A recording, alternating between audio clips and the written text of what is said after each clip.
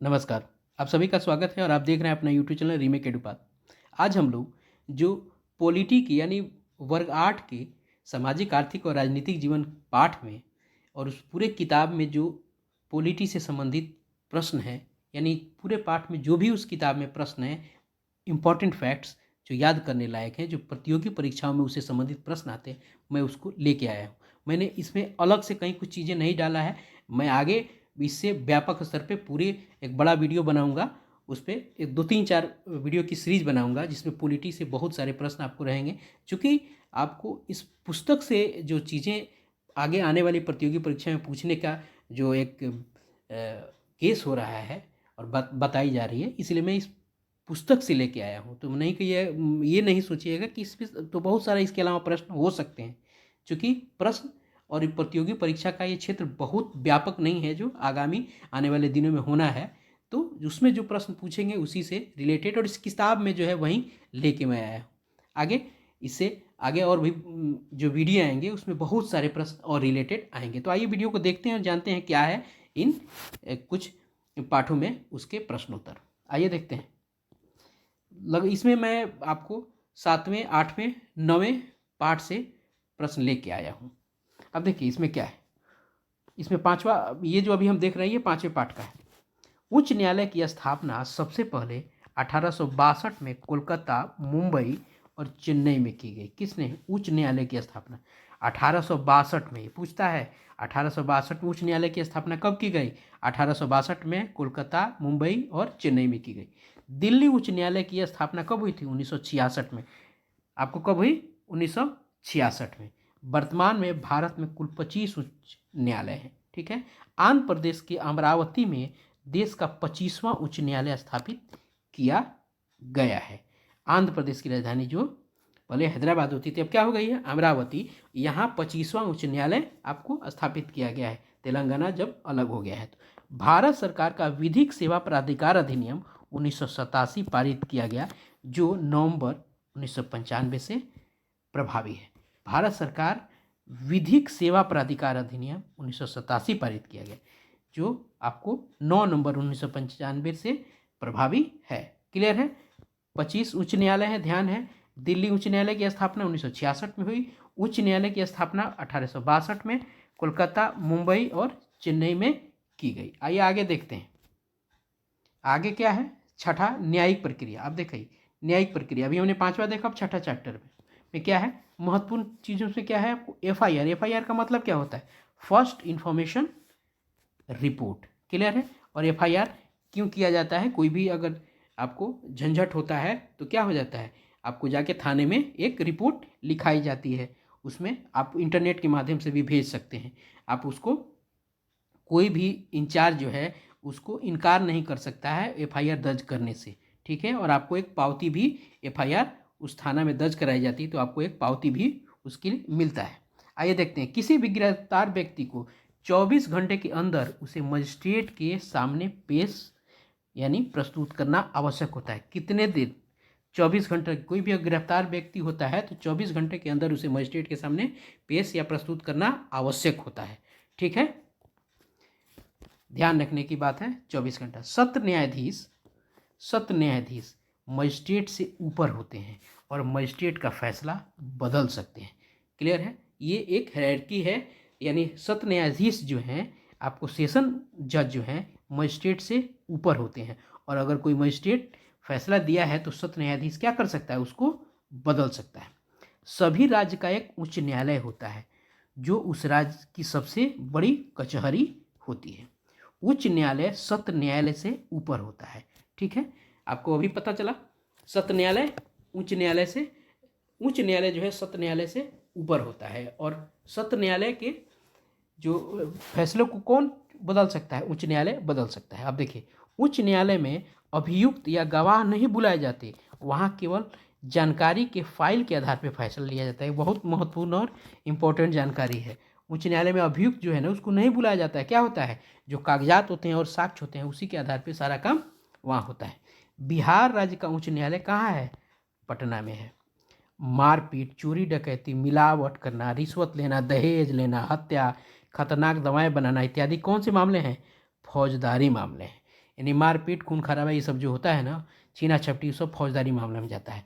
अब फौजदारी मामले में अपराध साबित होने पर आपको सजा अवश्य मिलती है। आज लिखा हुआ है, आज नहीं, सजा अवश्य मिलती है। ऐसा कोई मामला जिससे समाज की शांति और व्यवस्था भंग होती है, फौजदारी मामला कहा जाता है। इसकी एक और परिभाषा यहाँ दी गई है। जमीन जायदाद के मामले दीवानी मामले होते हैं। जो भी आपको जायदाद का जो मामला होता है वो दीवानी मामला कहा जाता है। और जमीन जायदाद के मामले में सजा नहीं होती है, बशर्ते इसमें मारपीट न हुआ हो। जो भी जमीन जायदाद का मामला चलता है उसमें किसी को सजा नहीं होती है अगर उसमें मारपीट नहीं हुआ हो। कानूनी प्रक्रिया उसकी आगे चलती रहती है और रोक इत्यादि जैसे चीज़ें उसमें की जाती हैं। दीवानी मामले में आमतौर पर किसी को गिरफ्तार नहीं किया जाता, जैसे अभी हम लोगों ने ऊपर देखा, बल्कि गवाह और कागजातों को देखकर फैसला किया जाता है। अब देखिए यहाँ आईपीसी का मतलब क्या होता है, इंडियन पेनल कोड। सीआरपीसी का मतलब क्या होता है, क्रिमिनल प्रोसीजर कोड। ठीक है। सीपीसी का मतलब क्या होता है, code of civil procedure.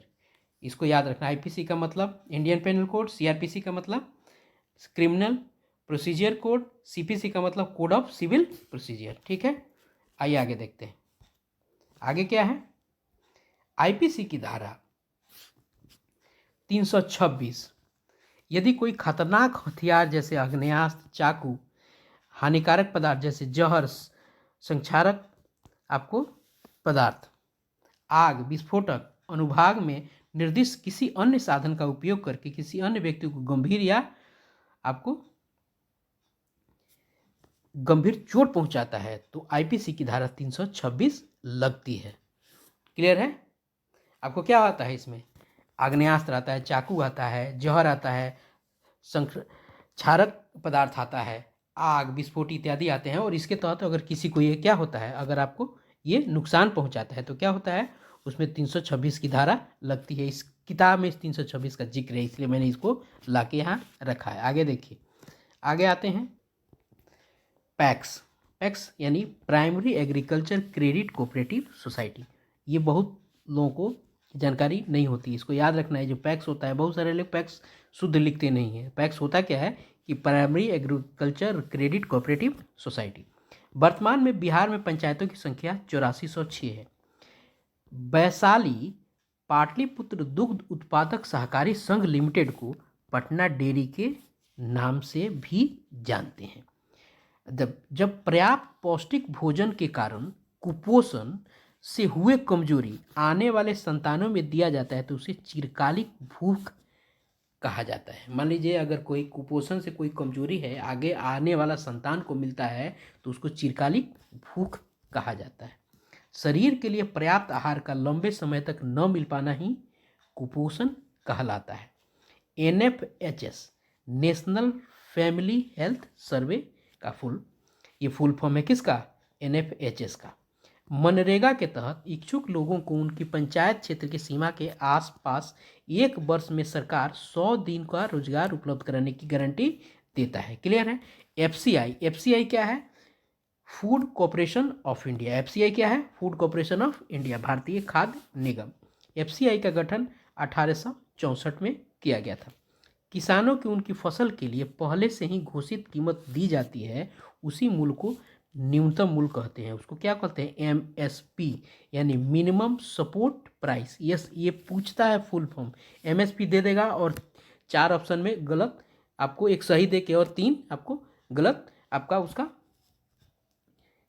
Expanded form लिख देगा उसको। सरकार द्वारा खरीदे गए अनाज खाद्य भंडार में रखे जाते हैं, उसे बफर स्टॉक कहा जाता है। BPL किसे कहते हैं, बिलो पॉवर्टी लाइन कहते हैं। BPL का आपको पूरा एक्सपेंडेड होता है क्या। BPL कार्ड इनकम लिमिट कितना है, जिनका वार्षिक आय 1 लाख से कम हो वो वहीं BPL कार्ड के लिए जो इनकम लिमिट किया गया है। MDM का क्या मतलब क्या होता है, मिड डे मील, जो भोजन हम लोगों को मध्याह्न भोजन जो है मिलता है विद्यालयों में, उसको MDM कहते हैं। BPL कार्ड द्वारा 25 किलो राशन प्रतिमाह दिया जाता है। कितना, 25 किलो। अंत्योदय राशन कार्ड लाभार्थियों को हर महीने 35 किलो राशन दिया जाता है कम कीमत पर। अंत्योदय के तहत 35 किलो और बीपीएल कार्ड की तरह 25 किलो। अंत्योदय अन्न योजना ये वाई भारत सरकार की एक सार्वजनिक वितरण प्रणाली योजना है जिसे 2000 में भारत में लागू किया गया था। भारत सरकार ने शहरी और ग्रामीण गरीबों के लिए दीनदयाल उपाध्याय अंत्योदय योजना का आरंभ 25 सितंबर 2014 को किया। किसने? भारत सरकार ने। और उसके बाद सितंबर 2021 में एमडीएम कार्यक्रम का नाम बदलकर पीएम पोषण योजना कर दिया गया है। ये क्वेश्चन छपना है। 2021 सितंबर 2021 में एमडीएम योजना का नाम बदल के क्या रखा गया है? पीएम पोषण योजना। क्लियर है? इसको हमको याद रखना है। चलिए, इतना ही था और 8वें क्लास में बस इतना ही था। 1-2 वीडियो और आए हुए हैं और ये एक वीडियो था। इसके अलावा 8वां क्लास समाप्त हो गया। मैं पॉलिटी का और भारतीय राज व्यवस्था पे इसका एक पूरा का पूरा एक प्रश्नों का गुच्छा तैयार कर रहा हूँ। बहुत सारे तैयार हो गए हैं। मैं जल्दी उसका वीडियो लेके आप तक उपलब्ध होऊंगा। तब तक अपना ख्याल रखिए और हमारे साथ जुड़े रहिए और अपना सपोर्ट समर्थन बनाए रखिए हमारे चैनल को सब्सक्राइब करके। अच्छा लगा हो तो लाइक कीजिएगा। जल्दी ही मिलते हैं। धन्यवाद। जय हिंद।